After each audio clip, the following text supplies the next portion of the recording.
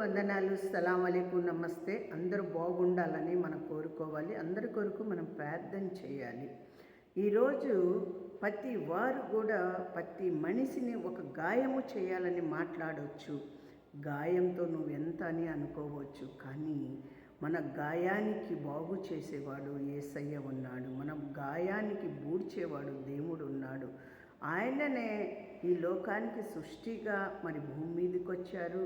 ఆయన రక్తం చిందించారు. పౌలు కూడా ఒక మాట చెప్పాడు, నేను యేసయ్య దగ్గరనే బాగు అయ్యాను అన్నాడు. యేసయ్య దగ్గరనే కదా పౌలు బాగు అయ్యింది. లేకపోతే పౌలుకి ఎంత శోధన, ఆయన ఎంత శోధనలో పడిపోయి ఎవ్వరు మాట లెక్క చేసేవాడు కాదు. అందరికీ టార్చర్ పెట్టేవాడు. పౌలు అంటే ఎవరు అనుకున్నారు? ఎంత టార్చర్ పెట్టేవాడు? తాగేవాడా, తిరిగేవాడా, వ్యభిచారాలు చేసేవాడా, దొంగతనం చేసేవాడా? కానీ అలాంటి వాడు కాదు. కానీ ఆయన ఊక శోధన అంటే అందరినీ కూడా ఏడిపించేవాడు. అలాంటి పౌలు ఎవరి దగ్గర మారాడండి? యేసు ప్రభు దగ్గర మారిపోయాడు. యేసు ప్రభు మంచి తోవలో నడిపిస్తున్నాడు.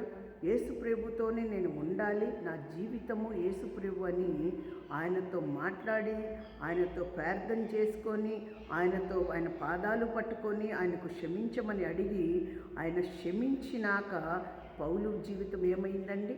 ఎంత శక్తిగా, ఎంత మంచి మారు మనసుగా ఆయన ఎంత జీవితం ముందుకు నడిపించాడండి. ఒక పౌలు అంటే సాక్షిగా ఉన్నాడా లేదా? అలాగనే మన జీవితాల్లో ఎంతోమంది ఒక సాక్షులుగా ఉన్నారండి. ఈరోజు ఎంతోమంది సేవకులైనా మనకు తీసేయచ్చు.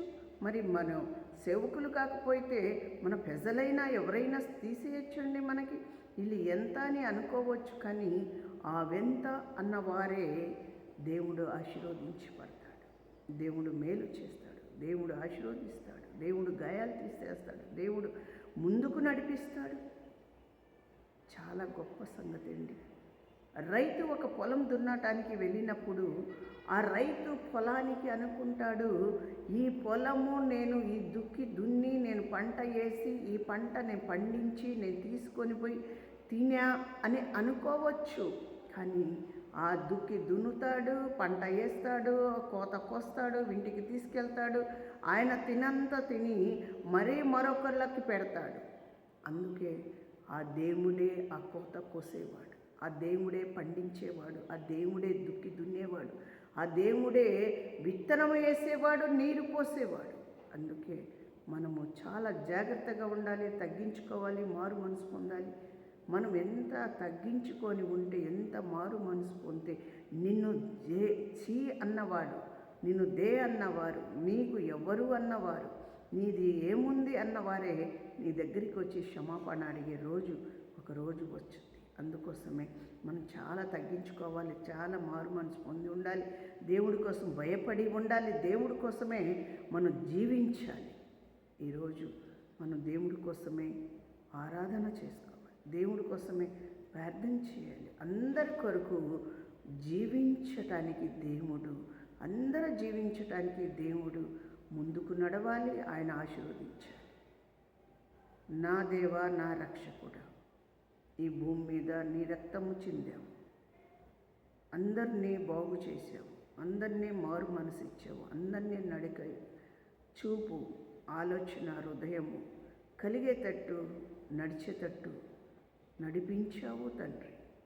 అందరినీ కూడా తండ్రి గాయాల్లో నుంచి విడుదల దయచేస్తావు, ఎన్నో వ్యాధుల్లో నుంచి విడుదల దయచేస్తావు.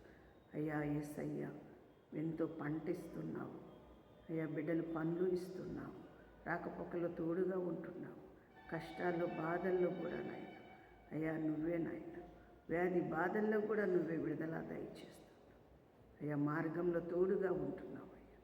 కుటుంబాల్లో సమాధానం, ప్రేమ, బిడ్డలకు దీవించి ఆశీర్వదించి ఘనమైన కార్యము జరిపించి మేలు చేసి సహాయము దయచేయండి. యేసు నామములో అడిగి వేడుకుంటున్నాము తండ్రి, ఆమేన్. అందరికీ వందనాలు. యేసు నామములో అందరూ బాగుండాలని ప్రార్థన చేద్దాం. మీరు కూడా అందరూ బాగుండాలని ప్రార్థన చేయండి. మనము బాగుంటాం.